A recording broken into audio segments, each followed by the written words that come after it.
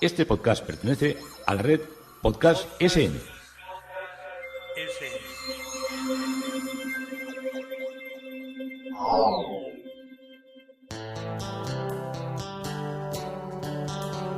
Historia con sentido. Un podcast realizado y presentado por Juan Carlos González.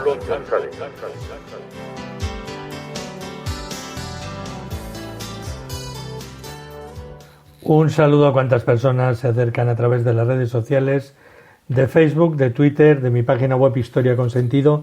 Yo soy Juan Carlos González y un día más encantado de acercaros una parte de la historia.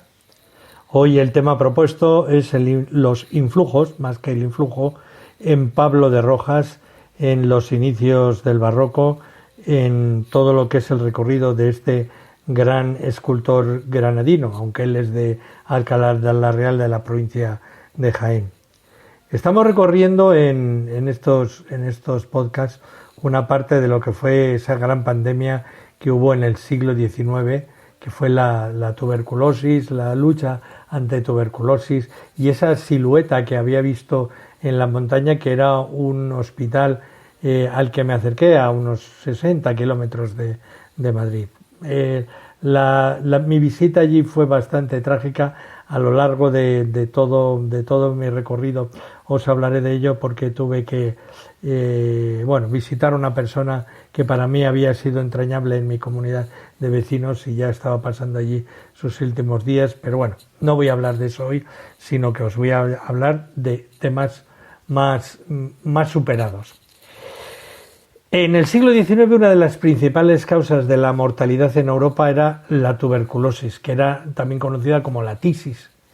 Y a finales del siglo se realizaron importantes avances en lo que fue el estudio de la enfermedad y el descubrimiento de la bacteria que lo provocaba, la Macrobacterium tuberculosis, por Robert Koch en el año 1882, pero no existía todavía un tratamiento eficaz para hacer frente a esta patología. Ante esta situación dramática, y basándose en las observaciones de médicos, de humanistas, de naturalistas y de exploradores de viajes acerca de las condiciones y lugares en los que prevalecía menos la enfermedad, se generó una corriente a favor de lo que era la salud pública, la salud natural, que defendían que para la curación de estos pacientes era fundamental la pureza del aire y del agua, así como la alimentación. Por este motivo se construyeron múltiples sanatorios en la costa, justificándose en la idea de que la exposición a la brisa marina y los baños de mar eran beneficiosos. Incluso en algunos sanatorios se reprodujeron las condiciones ambientales propias de las cuevas, iniciativa que fracasó estrepitosamente. Pero la corriente más importante y exitosa fue la que promovió la construcción de sanatorios en lugares montañosos para exponer a los pacientes al aire puro, seco y frío y a las condiciones de altura, siguiendo los consejos del profesor de medicina Johann Lucas Snoeling y del explorador Alexander von Humboldt, entre otros. Estos afirmaban que la tuberculosis no existía, afirmación un tanto exagerada, en los países montañosos y que, por tanto, exponerse a las condiciones propias del ambiente de montaña debía ser también útil para el tratamiento de la enfermedad. Estos sanatorios de altura, construidos en todo el mundo a finales del siglo XIX y principios del XX, evolucionaron con pequeñas diferencias en sus regímenes de cuidado, pero en general se basaban en una exposición al aire de la montaña y al sol, el descanso, el ejercicio suave y la comida abundante. Esto era lo último, lo que menos sobraba, la comida abundante en muchos países. Los médicos que estudiaban el tisis, la tuberculosis de la época, defendían que la mayor pureza del aire de las montañas, desprovisto de polvo y gérmenes, eran beneficiosos para la cura aséptica del pulmón lesionado.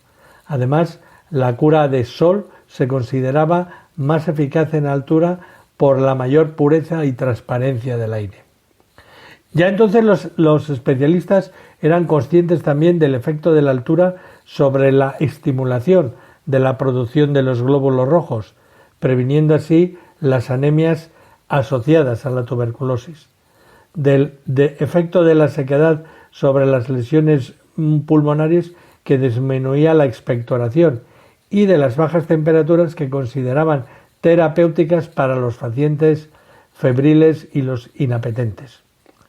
En esos años, Madrid, como en toda Europa, la tuberculosis hacía estragos, especialmente entre las clases populares cuyas condiciones de vida eran más insalubres por el hacinamiento de las viviendas, por las duras condiciones laborales, por la falta de higiene y la mala alimentación. Y en este contexto, el doctor Eduardo Gómez Gereda, que era laringólogo y cofundador de la Liga Antituberculoso, con la Liga Antituberculosa Española, se propuso una mejor ubicación en el entorno madrileño para la construcción del primer sanatorio de altura para tuberculosos, siguiendo el modelo suizo. Evidentemente, las condiciones propicias para el proyecto las encontraron en lo que era la Sierra de Guadarrama, por eso yo lo veía cuando subía con el coche o andando por el puerto, donde se llevaron a cabo en los siguientes años la construcción del Real Sanatorio de Guadarrama en los montes de la Barranca y la del Sanatorio de la Fuenfría en el valle homónimo. Posteriormente proliferarían las construcciones de la región, quedando todavía algunos de ellos en edificios en pie.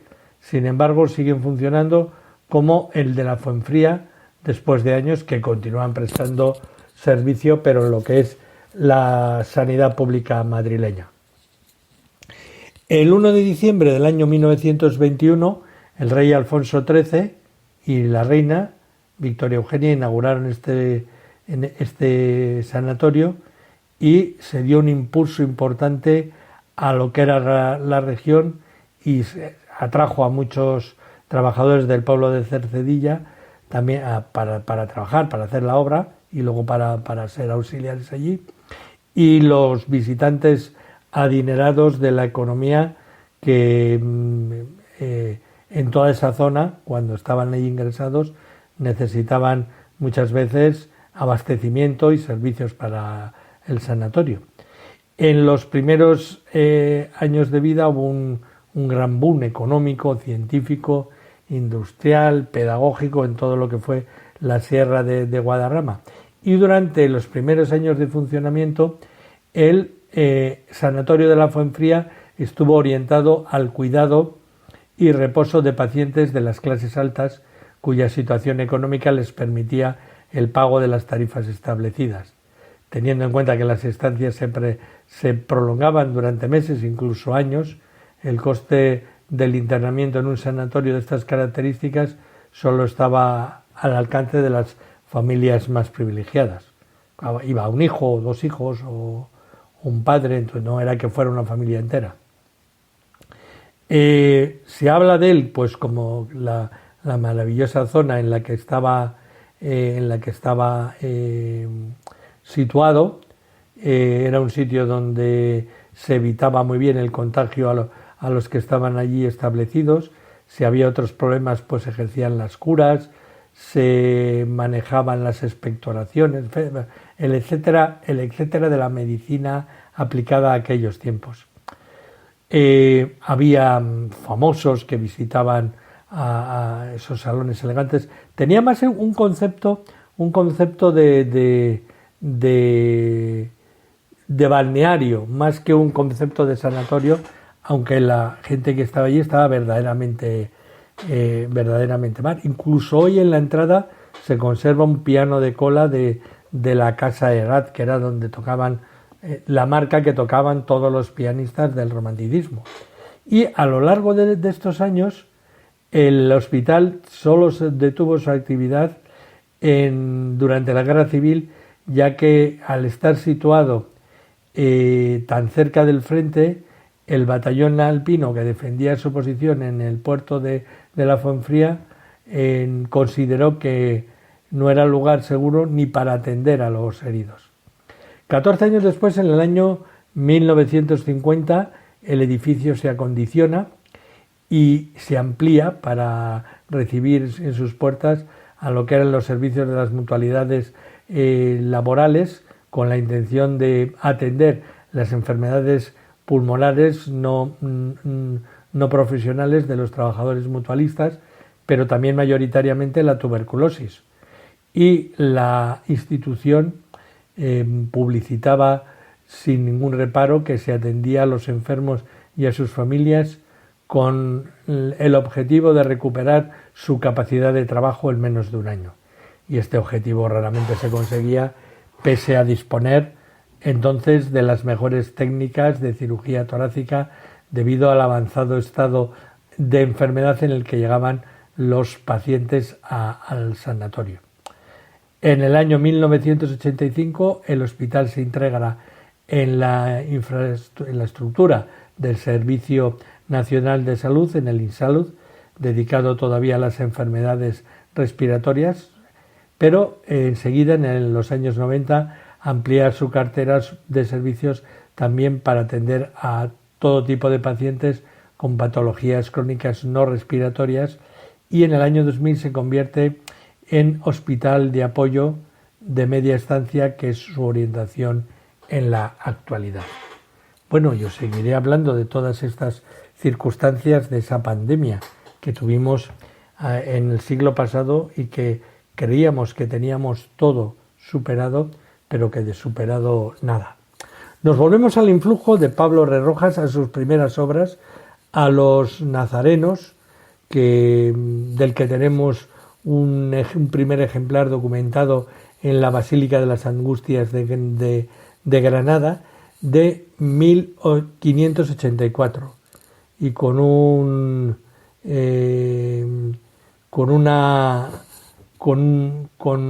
unas características muy propias.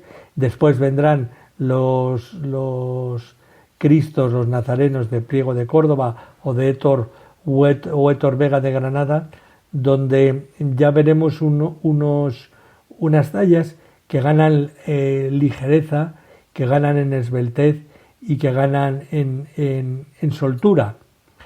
En los segundos casos, aun cuando se desconoce el que hizo para el conde de Monteagudo, que está citado por Ceán Bermúdez en su biografía de autores, tenían siempre 4 clavos, los que se conocen son de 3 clavos, este era de 4, Cristo ya muerto, la cabeza y el rostro giran levemente hacia la derecha, mientras que las extremidades inferiores, algo flexionadas, lo hacen al lado contrario, que esto es, por eso os hablo del influjo, este es el establecimiento de un contrapunto muy manierista. La corona va tallada en la misma cabeza mediante el perizoma, sujeto con una cuerda, y se anuda a la derecha, dejando a veces parte del cuerpo al descubierto.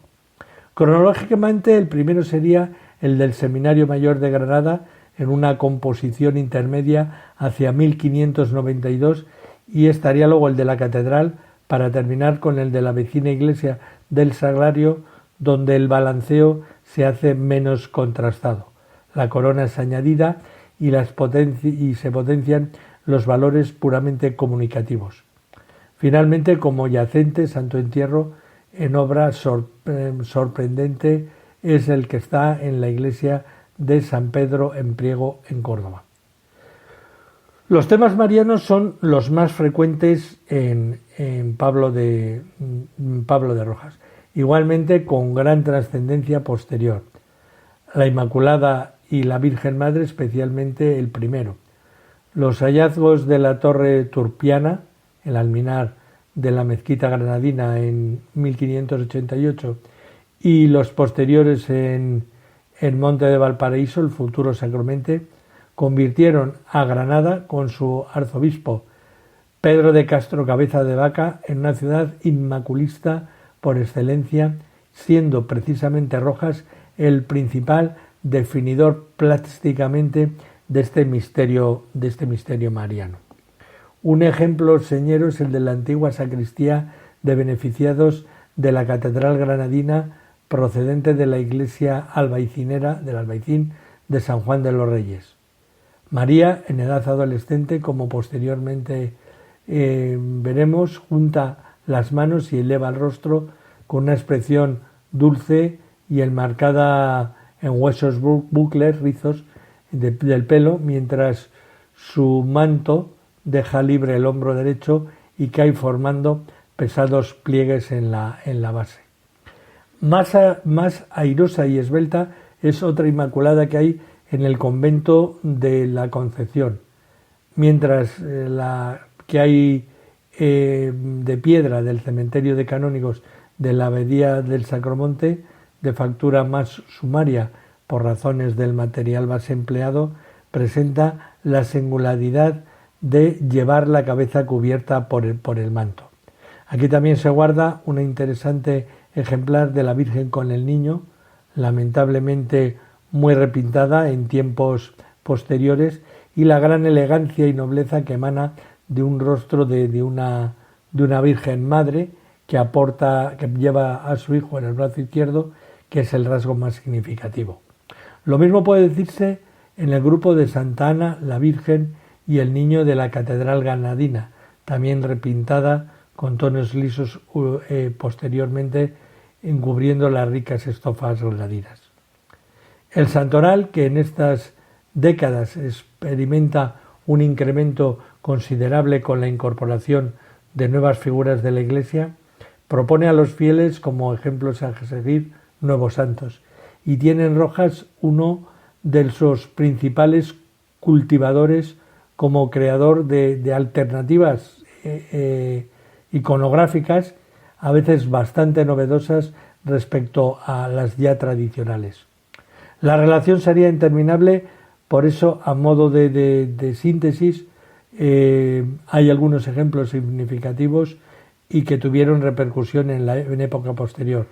Tal sucede con el emblemático San Juan Evangelista de la Catedral de Granadina, procedente junto con San Esteban, San Gregorio y San Cecilio del primitivo retablo de Nuestra Señora de la Antigua, o San Juan Bautista de la parroquia del Corpus Christi, precedentes inmediatos de los de Montañés en el retablo del antiguo convento de San Jerónimo de Santiponce en Sevilla, del que ya hemos hablado tanto también y hemos visitado. Junto a ellos no hay que olvidar un elegante Santiago peregrino que está en la catedral, que parece caminar a la par que fija la mirada en un libro que lleva en la mano izquierda, y el apenado y arrepentido San Pedro de la iglesia de su nombre, o un San Roque que muestra su llaga, o el San Sebastián con todo lo que es la belleza del desnudo masculino. Ambos están en el Museo de la Casa de los Pisas, de la Orden de San Juan de Dios, proveniente con toda seguridad del retablo de la primera iglesia del Hospital de San Juan de Dios, que ahora se está terminando, se ha restaurado, pero que todavía no he visitado. Al igual que una Virgen monumental con el Niño, con mucho fundamento también atribuida a Rojas, y donde también trabajó el sobrino Pedro de Raxis, enriqueciéndola con ricas policromías y con estofados. La proyección de futuro de los modelos femeninos, que aun cuando todavía está a la vanguardia del momento, es sin embargo mucho más limitada, quizá debido al especial carácter idealizante con que Rojas las adorna, y sobre todo por ese recrearse en la belleza femenina tan genuinamente suya, como artista plenamente imbuido todavía en lo que eran los arquetipos renacentistas. El conjunto de las santas mártires que realiza para el convento dominico de la Santa Cruz, la Real, Santa Catalina de Alejandría, Santa Lucía, Santa Águeda, hoy repartidas en diversos templos granadinos, o una elegante Santa Bárbara que está en la catedral, es realmente sorprendente, pues da una galería de jóvenes adolescentes, de cuerpos muy proporcionados, de bellísimos rostros, y donde la tragedia y el sufrimiento del martirio no les ha dejado huella alguna, ni en lo físico, y se produce una especie como de claridad, de paz, de satisfacción y de la felicidad por el martirio plenamente aceptado y asumido por la fe. Esos planteamientos, aunque aquí matizados por ciertos rasgos naturalistas, están también presentes en los distintos relieves que efectúa para las ampliaciones a partir del año 1605, en el que se realiza en el magno retablo del monasterio de San Jerónimo, adoración de los pastores, la circuncisión, la ascensión y la venida del Espíritu Santo, destacando el primer tablero cuya sabia configuración se encuentra en el convento granadino de Santa Isabel la Real y posteriormente en el banco del magno retablo de Santiponce de Sevilla de Martínez Montañés. Con todo esto, con estos influjos, vamos abriéndonos a todo lo que era su obra, pero como os he dicho, aparte de los Cristos, que vamos a ver mucho, de los nazarenos, él fue sobre todo, estuvo influido por dentro de lo que es la iconografía de la Inmaculada. Pablo de Rojas, maestro de Juan Martínez Montañés, como os he dicho, es considerado uno de los iniciadores de la Escuela Granadina de Escultura. Y la producción de imágenes, sobre todo concepcionistas, que se relaciona con este escultor, no son muy abundantes, debido, por un lado, a la cuestión inmaculista de la Granada del 500, aún no se había difundido con profusión, y por otro lado, que por estas fechas la citada escuela estaba todavía en ciernes y su producción ahora no era tan abundante como lo fue en el siglo XVII y XVIII. El escultor Pablo de Rojas, como os he dicho, fue un gran maestro de influjo en todo lo que era el recorrido artístico de Granada. En torno a 1580 encontramos trabajando a Pablo de Rojas en lo que fue el retablo de la Comunidad Jerónima. De este modo el escultor entraría en contacto con el magisterio de Juan Bautista Vázquez. Así, esa influencia se ve claramente en otra imagen que nos atañe, la Inmaculada de la iglesia parroquial de San Ildefonso, como ya que sale de las gubias de este gran maestro. La talla de la Purísima del monasterio Jerónimo, que se aprecia presentar considerables semejanzas, es prácticamente una copia de la mencionada escultura del templo de San Ildefonso. Ubicada en la hornacina central del segundo cuerpo del retablo mayor, la figura de María se nos presenta erguida entre los bustos de los ancianos padres y la observamos ataviada con una túnica dorada sobre la que se aprecia decoración en grisalla de corte clásico. La cabeza aparece cubierta con una toca blanca que deja entrever el cabello rubio. El manto, de tonalidad azul y reverso blanco, se dispone sobre los hombros con un tratamiento de los paños muy vertical. A la par se percibe que dicha prenda se ciñe sobre la pierna izquierda con un fino plegado y en la que se vislumbra en su parte posterior una delicada fenefa estofada con motivos clasicistas. En el rostro, de coronación rosada, se observan finas cejas arqueadas con ojos rasgados y boca pequeña, y los brazos alzados a la altura del pecho se giran suavemente hacia la derecha, dejando ver el semblante con claridad. Asimismo, une las palmas de las manos. Esta disposición contribuye a la composición sinuosa del conjunto de la imagen, característica muy manierista, con la que se imprime dinamismo a esta imagen de estática actitud. La imagen se encuentra enmarcada mediante una ráfaga que aparece labrada en el fondo de la hornacina, y en la parte superior de la misma igualmente apreciamos las 12 estrellas circundando un tondo, y en el mismo aparecen una serie de rayos que debieron servir de destellos de una posible presencia del Espíritu Santo. A los pies de la Virgen se sitúan San Joaquín y Santa Ana representados en bustos. El Padre es colocado en la parte inferior izquierda, mientras que su mujer la contemplamos en similar disposición a la derecha. El anciano, de amplias barbas grisáceas resueltas en mechones, viste túnica verde y manto rojo y cubre su cabeza con un pequeño gorro. Y Santa Ana aparece ataviada con túnica azul y manto rojo, y asimismo cubre su cabeza con toca blanca. Tanto las vestimentas de San Joaquín como las de Santa Ana se presentan estofadas, y ambos unen las manos en actitud reverente, a la par que miran hacia arriba, hacia la Virgen María. El parecido entre esta imagen y la de la parroquia de San Ildefonso ha hecho pensar que ambas compartían la misma autoría. Seguimos viendo la obra. La obra es una obra magnífica, La de la Virgen Inmaculada del Monasterio de San Jerónimo es magnífica. No me cansaré de recomendaros una visita a este monasterio para poder disfrutar de todo el esplendor del gran retablo. Pero como os he hablado de una, tengo que hablaros de la otra, de la que está en el inventario de la parroquia de San Ildefonso, que es a la Inmaculada, que está en la iglesia parroquial, y por estar más próxima se aprecia mejor y está documentada. La iconografía inmaculista más extendida es de Pablo de Rojas, es la que se plasma en este modelo. Expone y supone la evolución lógica de la Inmaculada de San Ildefonso en todas las obras que hace a continuación.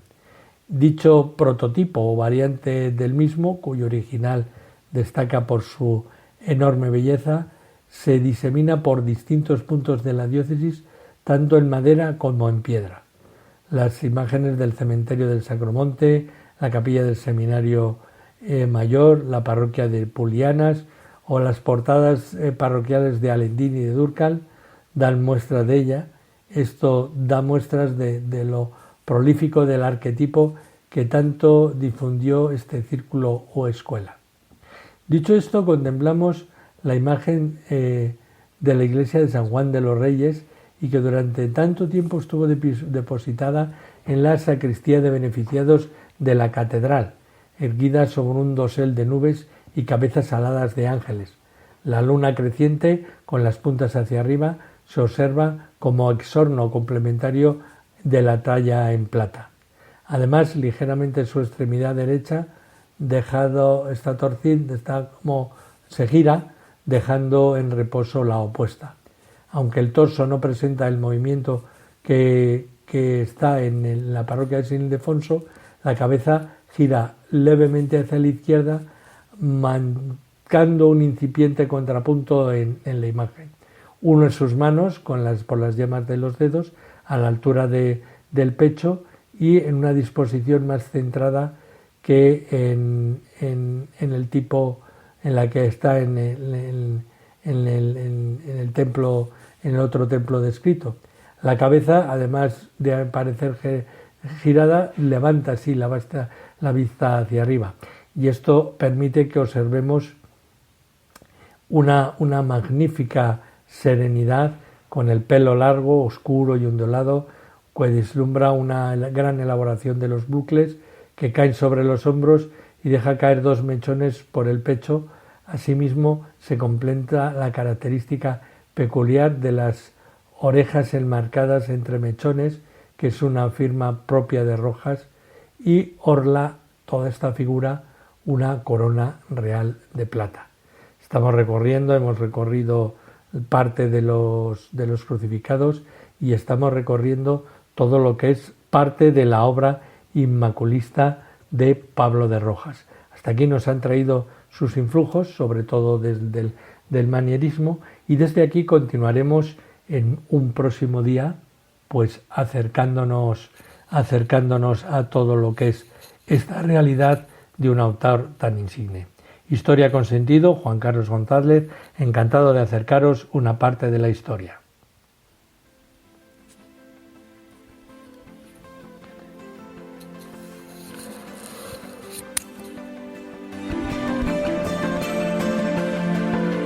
Hasta aquí un episodio más de Historia con Sentido. El podcast que te habla de historias de la historia, sucesos, eventos, como si el ayer fuera hoy. Síguenos a través de iTunes, Spreaker o iVoox. Contacta con nosotros por correo electrónico escribiendo a podcast@historiaconsentido.com. Nuestra web www.historiaconsentido.com. Y en Twitter nos encontrarás como @historiasentido.